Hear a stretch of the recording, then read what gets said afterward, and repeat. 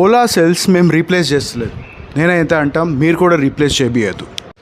మొన్న ఇట్లానే ఒక మేడము ఆమె కొడుకు ఓలా మా దగ్గర రివైవ్ చేసి తీసుకెళ్లారు. డీప్ డిశ్చార్జ్ ఇష్యూ ఉండింది, రివైవ్ చేసాం, తీసుకెళ్లారు. 50% SOC రాగానే ఆ వెహికల్ డెడ్ అయిపోయింది.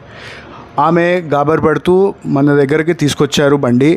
వెహికల్ ఇన్స్పెక్ట్ చేసిన తర్వాత తెలిసింది ఏంటంటే ఆ బ్యాటరీలో స్ట్రింగ్ ఏది రివైవ్ చేసినామో అది కంప్లీట్లీ డెడ్ వెళ్ళిపోయింది. ఇప్పుడు స్ట్రింగ్ డెడ్ వెళ్ళిపోయినప్పుడు ఏం చేయాలి?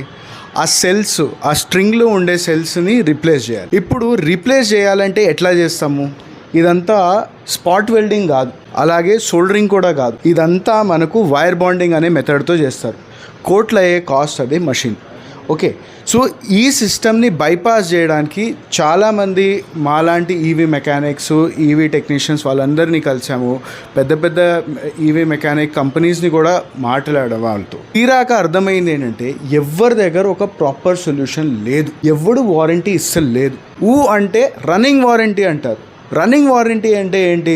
బండి స్టార్ట్ చేశారా నడిచేదాకా వారంటీ అంట, దాన్ని వారంటీ అంటారా?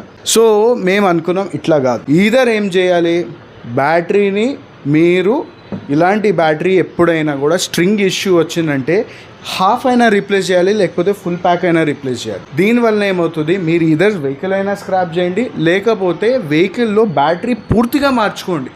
ఎందుకంటే ఒక్క స్ట్రింగ్ రీప్లేస్ చేసిన తర్వాత ప్రాబ్లం ఏమి వస్తుంది తెలుసా? ఈ స్ట్రింగ్ వల్ల వేరే స్ట్రింగ్స్ డ్యామేజ్ అవుతాయి.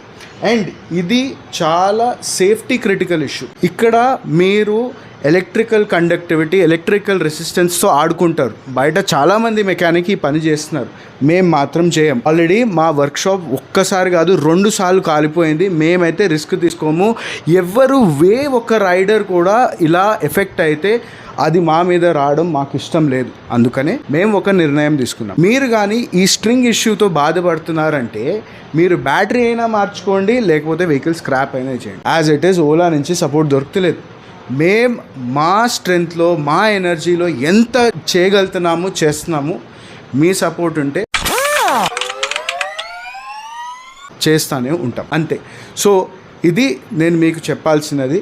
మీరు కానీ మీ ఓలా కానీ రికవర్ చేయాలన్నా, స్క్రాప్ చేయాలా, ఏది ఉన్నా కూడా ఓలా రిలేటెడ్ కింద ఓలా అని టైప్ చేయండి.